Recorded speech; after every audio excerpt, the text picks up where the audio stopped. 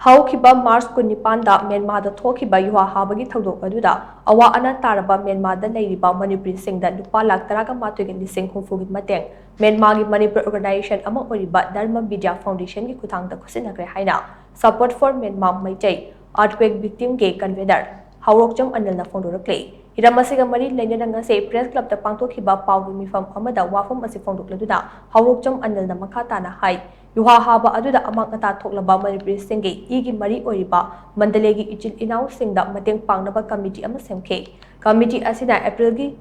taruktage kunmanga fawba Thokhiba fundraising aduda punna Lupa lakh lishing hufurom khongwat pangamkhe fundraising ase Manipur Chamber and Commerce Industry Indo-Myanmar Association amade Philanthropists of Manipur ge lichung makhada semkhiba support for Myanmar Meitei earthquake victim committee na chathakibane mahana makhata na high editors guild Manipur EGM ge mateng yauna committee asina social media da thagatkiba video clip ge khuthangda ge Global Manipur Organization Indian Medical Association Manipur branch Babina Group of Companies College ke oja sing yauna tongan association amade mioi kyana sel ge mateng panglakiba aduna mateng asi pangpangkibane masigi damang biyam buthagat pa phongdoklei tungdasu awa ana tarpo matamda angamba senfam putoktuda mateng pangbagi wakalot ase leibak biyam na leminasi haina mahang makha takhe Awaba kitang tang oira su koina mating pambang ngi ba haibdi bi kune thamugi mari da mi nuai ba khau isi koina bangi lo paisa si shokriba level du gi yenguragadi samudra gi maya ida thumbara katang thada ba kumani adubu yam important oiridi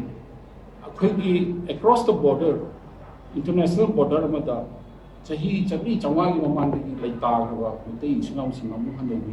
reunion torpa gi kudung sawa mu phangwa dina phagi akhoi important oiba akhoi event bi oire haidina ina lobjani masi hairaga samlapna koina praja miyamda aina hajini si tasengna genuine awa ana batar ko leiragadi leiba leitaba